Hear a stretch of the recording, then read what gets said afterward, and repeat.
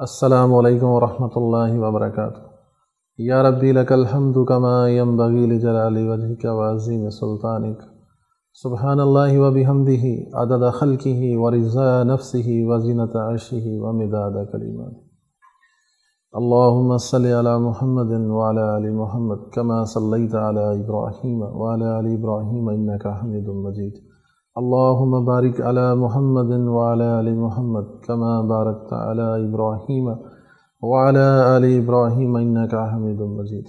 اما بعد، اللہ رب العزت کی مکثر حمد و ثنا کے بعد نبی کریم صلی اللہ علیہ وسلم پہ بے شمار انگنت درود و اسلام کے بعد، ناظرین محترم، آج کا ہمارا یہ programme A B media channel کے توسط سے جو خاص کر پاکستان کی اس وقت معاشی صورتحال ہے، اس کے اوپر ہم بات کریں گے کہ وطن عزیز آج جس معاشی پریشانی کا شکار ہے، جس کی بہت بڑی وجہ ہمارے پاس فورن ریزروز کا نہ ہونا ہے۔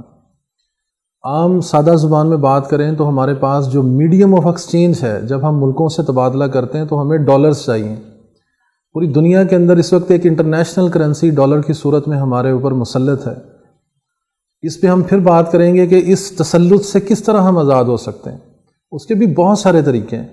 اللہ نے اس کائنات میں انسان کو، مسلمان کو آزاد پیدا کیا، اسے معاشی سرگرمیوں میں بھی آزاد پیدا کیا، لیکن ہماری بہت ساری نالائکیوں، نااہلیوں اور ایک ایسا لیڈرشپ کا فقدان رہا پاکستان میں کہ آج ہم اس معاشی تباہی کے دہانے پہ کھڑے ہیں کہ ہمارے پاس ہماری ضرورت کے مطابق جو چیزیں ہم نے امپورٹ کرنا ہے، اس کے لیے بھی ہمارے پاس فورن ریزرو نہیں ہے۔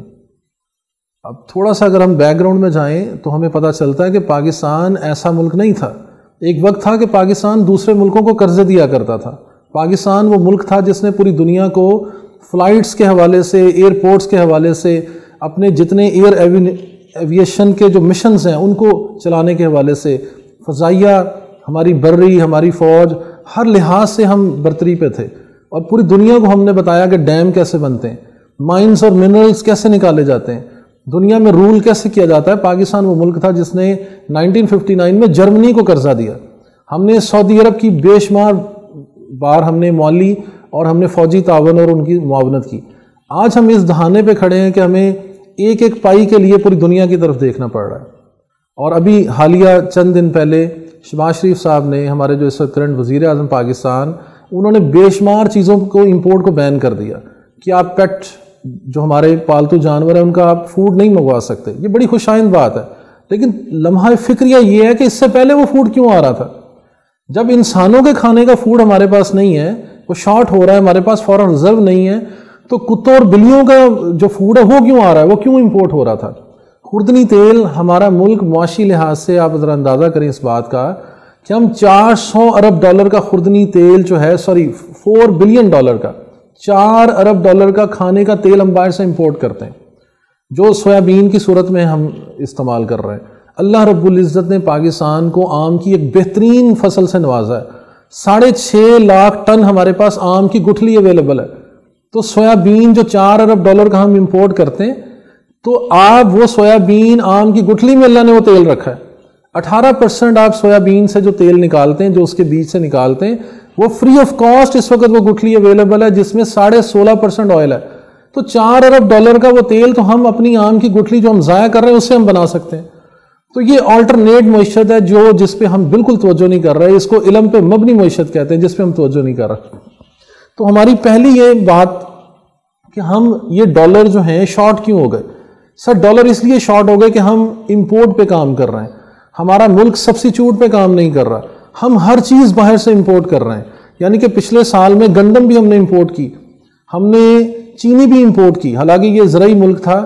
اس کے لیے تو باعث شرم ہے یہ بات کہ وہ گندم بھی امپورٹ کرے، اجناس بھی امپورٹ کرے، اور کتنی بار ایسا ہوتا ہے کہ ہمیں انڈیا سے سبزی، ہمیں انڈیا سے پیاز، ہمیں انڈیا سے ٹماٹر اور بہت ساری ایسی بنیادی چیزیں جو ہماری اپنی فصلیں ہیں، ہم انڈیا سے امپورٹ کرنی پڑتی ہے۔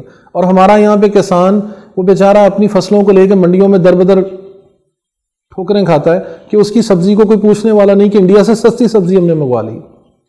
تو سر، کرتے ہم یہ تھے کہ ہم امپورٹ کرتے تھے، کھانے کی چیزیں بھی امپورٹ کرتے تھے، لگژری گاڑیاں بھی امپورٹ کرتے تھے، اشیاء تعیشات بھی امپورٹ کرتے تھے، اور کھانے کا تیل بھی امپورٹ کرتے تھے. جب ہر چیز ہم امپورٹ کرتے تھے تو ہمارا امپورٹ کا جو بل وہ $70 ارب پہ پہنچ گیا. $70 ارب ایک ہیوج اماؤنٹ ہے. اور ہماری جو انکم یعنی کہ جو ہم کماتے ہیں ہمارے 3 سورسز سے کمانے کے. نمبر 1 جو پاکستان سے ہم ایکسپورٹ کرتے تھے وہ آج کی تاریخ تک جو میکسیمم ہم نے ایکسپورٹ کی وہ $28 ارب تھی. $28 ارب سے اوپر نہیں ہم جا سکے. اور جو ہمارے پاکستانی بھائی دوسرے ملکوں میں تھے وہ وہاں سے جو ہمیں کما کے بیچتے تھے وہ میکسیمم جو آج کے دن تک انہوں نے بھیجا وہ $30 سے $32 ارب تھا. تو اگر $32 ارب ہم وہاں سے فورن ریمیٹنسز منگوا رہے ہیں اور $28 ارب ہم ایکسپورٹ کر رہے ہیں تو یہ میکسیمم آپ نے $60 ارب کے قریب آپ کے پاس انکم آ گئی. تو جو اخراجات ہیں آپ کے وہ $70 ارب ہیں. تو $10 ارب ہر سال خسارہ ہے ہمارا. کبھی یہ بڑھ کے $15 ارب ہوتا ہے اور کبھی یہ کم ہو کے $8 ارب رہتا ہے. تو جب امپورٹ اور ایکسپورٹ کے درمیان میں یہ ٹریڈ کا ڈیفیسٹ آپ پورا نہیں کر پا رہے تو ملک دیوالیہ ہونا ہی ہونا ہے. معاذ اللہ ہم کبھی نہیں یہ کہیں گے کہ ہمارا ملک دیوالیہ ہو جائے, انشاءاللہ اس کی نوبت نہیں آئے گی. لیکن اگر ہم نہ سدھرے, ہم نے اپنی معاشی وہ پالیسیاں جو اسلام نے ہمیں دیں ہم نے نافذ نہ کی, اور جو صحیح معنوں میں استحکام کی جو چیزیں ہیں, مثلا نمبر 1 پاکستان کو سبسٹیوٹ پہ کام کرنا ہے. میں نے ابھی آپ سے عرض کی کہ $4 ارب کا تیل امپورٹ کرنے کی بجائے ہمارے جو معاشی ماہرین ہیں, ہمارے جو ایگریکلچر کے سائنٹسٹ ہیں, وہ اس بات پہ کیوں غور نہیں کرتے کہ آپ کے پاس سویابین کا اور آلٹرنیٹ کیا ہے. ہم سویابین یہاں بھی گرو کر سکتے ہیں, آپ یہاں پہ گرو کریں, پام آئل یہاں بھی گرو کر سکتے ہیں, ہم یہاں پہ گرو کریں. نہیں کرتے تو میں نے آپ کو پوری ذمہ داری سے بتا رہا ہوں کہ اللہ نے آم کی گٹھلی کے اندر اس سے زیادہ مفید, اس سے زیادہ بینیفیشری اور میڈیکل کے لحاظ سے بہت زیادہ مفید اور کئی بیماریوں کا علاج بھی اور غذائیت کے لحاظ سے بھی سب سے بہترین آئل ہمارے پاس آم کی گٹھلی کے اندر آئل موجود ہے. تو آپ اس کو کرش کریں, اسے آئل بنائیں اور پاکستان کے اندر اپنی ضرورت کو پوری کریں. بلکہ وہ تو اس قدر اویلیبل ہے کہ آپ اس کو ایکسپورٹ بھی کر سکتے ہیں اور زر مبادلہ بھی کما سکتے ہیں. تو اس طرح ایگریکلچر کے اندر بے شمار ایسی چیزیں ہیں. ابھی یہ ہم نے آم کی بات کی. دوسرا مورنگا, میں نے پچھلے بھی ایک پروگرام میں بات کی تھی, $50 ارب کی انٹرنیشنل مارکیٹ ہے, $50 بلین. اور ہماری کتنی بدقسمتی کہ ہم $1 ارب کے لیے ترس رہے ہیں, $1 ارب کے لیے. IMF سے ٹوٹل جو پروگرام ہمارا ہوتا ہے وہ میکسیمم 3 سے 4 ارب کا ہوتا ہے اور وہ 3 سالوں میں ہمیں ملنا ہوتا ہے. اس 3 سالوں کے $3 ارب کے لیے ساری قوم کو ہم یرغمال بنا لیتے ہیں اور پوری قوم کو اس نہج پہ لے آتے ہیں. پیٹرول کی پرائسز بڑھائیں, گیس کی پرائسز بڑھائیں, یوٹیلٹی بلز بڑھائیں اور ٹیرف کو بڑھائیں, ایکسائز کو بڑھائیں, ڈیوٹیوں کو بڑھائیں, اور گورنمنٹ ٹیکس پہ ٹیکس لگاتی ہے اور عوام کا کچومر نکال دیتی صرف $3 ارب کے لیے. اور ایک خوردنی تیل کو صرف ہم مینج کر لیں, پاکستان میں مینج کر لیں, اور ہم $4 ارب صرف اس سے ہم سیو کر سکتے ہیں. دوسرے نمبر پہ میں نے مورنگا کی بات کی. تو سر یہاں پہ جتنی آپ کے پاس انکلٹیویٹڈ لینڈ ہے, آپ کے پاس بے شمار, یہ بہاولپور کے ساتھ پٹیاں ہمارے پاس خالی پڑی ہے, سرکاری زمینیں خالی پڑی ہیں, ٹینڈر کی لاٹیں خالی پڑی ہیں, شام لاٹیں پڑی ہیں, اور پرائیویٹ بہت ساری لینڈ ہے, ہزاروں لاکھوں ایکڑ ہیں جس کے اوپر ہم آج بھی وہ گاجر مولی بیج رہے ہیں, آج بھی ہم جناب دھنیا پیاز بیج رہے ہیں جس کی انٹرنیشنل ویلیو ہی کچھ نہیں ہے. تو آپ وہاں پہ مورنگا لگائیے. مورنگا کا سیڈ $3500 کے جی ہے. $12,000 کا آپ سمجھ لیں کہ ایک آئل, ایک آپ سمجھیں کے جی میں سے اگر آپ 1 کے جی 4 کے جی اگر آپ لیتے ہیں مورنگا کے سیڈ لیتے ہیں تو 1 کے جی آئل نکلے گا. $3500 کے جی کو آپ 4 سے ملٹیپلائی کیجئے تو $12,000 کے جی آپ کو مورنگا کا آئل, انٹرنیشنل مارکیٹ ہے اس کی. تو آپ اس آئل کو ایکسپورٹ کریں. آپ جب اس آئل کو ایکسپورٹ کریں گے تو ڈیفینیٹلی ملک میں ریونیو آئے گا. تو سر $10 ارب کا ٹریڈ ڈیفیسٹ بڑی آسانی سے ہم کور کر سکتے ہیں کہ ہمیں سبسٹیوٹ پہ جانا ہے. آج گورنمنٹ نے جتنی بھی پابندیاں لگائی ہیں یہ عارضی ہیں, یہ وقتی ہیں, یہ جز وقتی, یہ کل وقتی نہیں ہیں. یہاں آپ اس سے زیادہ دیر اس کو بین نہیں کر سکیں گے جب تک آپ آلٹرنیٹ پہ نہ گئے.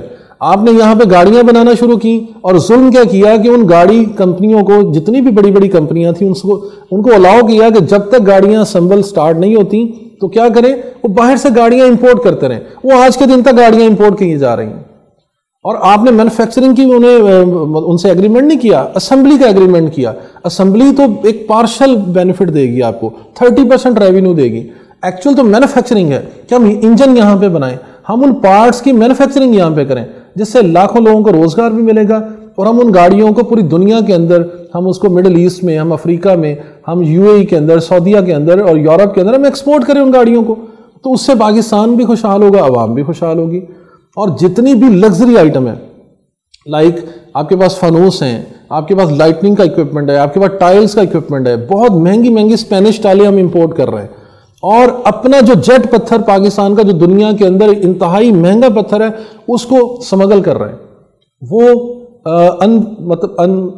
آتھورائز وے سے وہ یوز ہو رہا ہے، یعنی کہ جن لوگوں نے گورنمنٹ سے اس کے ٹینڈرز لیے ہیں وہ کوڑیوں کے بھاؤ گورنمنٹ کو پیمنٹ کر رہے ہیں اور ملین آف ڈالرز اس سے باہر زر مبادلہ کما رہے ہیں، اور پاکستان کا گرے چینل کے ذریعے سے وہ ساری ایکسپورٹ ہو رہی ہے، پاکستان کو اس کا کوئی بینیفٹ نہیں ہو رہا۔ بلین ڈالرز کا ہمارے پاس پنک سالٹ اویلیبل ہے، کوئی توجہ نہیں کر رہا کہ اس کا برانڈ بنایا جائے، اس کو یہاں کرش کیا جائے، اس کو یہیں پہ پیک کیا جائے اور اپنا ہمالین سالٹ اب پاکستان کا برانڈ بنا کے دنیا میں ایکسپورٹ کیا جائے، اس پہ ہم کام نہیں کر رہے۔ ہمارے پاس ایسے ایسے نوادر جیمز ہیں، ایسی ایسی جیولری ہے، ہمارے پاس ایک نیلم، آپ یقین کیجئے کہ جسٹ 2 سے 3 kg کا نیلم پتھر، صرف 3 kg کا نیلم پتھر انٹرنیشنل مارکیٹ میں 25 کروڑ روپے کا ہے، 25 کروڑ روپے کا نیلم پتھر ہے، جو یہاں پہ کیا کر رہے ہیں کہ وہ ضائع کر رہے ہیں، بالکل بھی اس کے اوپر کوئی توجہ نہیں کر رہے۔ اگر کوئی صاحب اس پہ کوئی کام کر رہے ہیں تو وہ پرائیویٹلی گورنمنٹ سے چھپا کے گرے چینل سے ایکسپورٹ کر رہے ہیں، جس کا پاکستان کو کوئی فائدہ نہیں ہے۔ اور میں ایک بڑی ذمہ داری سے کہوں گا کہ جس ملک کے پاس ریکوڈک جیسا خزانہ موجود ہو، جو دنیا کا کچھ ذرائع کے مطابق دوسرا اور کچھ ذرائع کے مطابق 5واں بڑا خزانہ ہے، اس کا تخمینہ مالیت ہم لگانے سے قاصر ہے۔ 54 ملین ٹن سونا اویلیبل ہے اس کے اندر۔ میں نے بہت زیادہ ورکنگ کی، اس کو ری کیلکولیٹ کیا، بارہا کیلکولیٹ کیا، تو بڑی مشکل سے اعداد و شمار سمجھ میں آئے کہ 54 ملین ٹن کا مطلب یہ بنتا ہے کہ اگر ہم $50,000 1 kg کی قیمت لگائیں اور پاکستان کی عوام کو 24 کروڑ ہم کنسیڈر کر لیں، 54 ملین ٹن سونا کتنا ہوتا ہے کہ $50,000 کا اگر آپ 1 kg لگائیں اور پاکستان کی عوام کو 24 ملین، یعنی کہ یہ 240 ملین 24 کروڑ اگر آپ پاکستانی مان لیں تو ہر پاکستانی کو 1 ارب روپیہ بانٹ دیا جائے تو وہ اس سے ایکول ہو جائے گا۔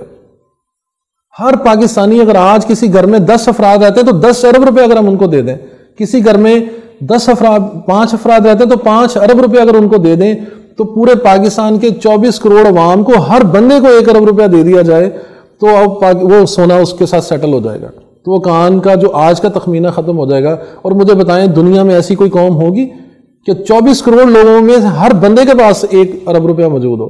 تو اتنی امیر قوم کائنات میں نہیں ہے، آپ جیسے کیلکولیٹ کر کے دیکھنا چاہیں، چائنا، رشیا، امریکہ، سب کے خزانے بھی جمع کریں تو 54 ملین ٹن آج روئے زمین پہ کسی ملک کے پاس سونا ہی نہیں ہے۔ اور کس قدر بدقسمتی ہے ہماری کہ ہمارے پاس یہ اعداد و شمار میرے کو ذاتی نہیں ہے، آپ انٹرنیشنل کتنے فورمز ہیں، کتنے جریدے آپ اٹھا کے دیکھیں، وہ آپ کو بتائیں گے کہ پاکستان کس قدر امیر ہے۔ اسی وجہ سے میرے بھائیوں پاکستان کو سٹیبل نہیں ہونے دیا جا رہا، اس لیے بلوچستان کو خوشحال نہیں ہونے دیا جا رہا۔ کچھ ہمارے دوست ممالک اور کچھ دشمن ممالک بلوچستان میں ایسی سرگرمیاں جاری رکھے ہوئے ہیں کہ پاکستان کو سٹیبل نہ ہونے دیا جائے، کہ پاکستان کی قوم خوشحال نہ ہو جائے، یہ اپنا سونا یہاں سے نکال کے معدنیات کو کنورٹ کر کے سونے کے ذخائر کو انٹرنیشنل منڈیوں میں فروخت نہ کر دیں اور یہ قوم کہیں جاگ نہ جائے۔ تو میں اس پروگرام کے توسط سے ارباب اختیار کو یہ پرزور اپیل کرنا چاہوں گا کہ حضرت آپ 1 ارب ڈالر کے لیے IMF کے پاس جا رہے ہیں، اب چند ارب ڈالر بچانے کے لیے پوری امپورٹ پہ بین کر رہے ہیں، جو بہت اچھی بات ہے، بین کرنا چاہیے، لیکن وہ مستقل حل نہیں ہے۔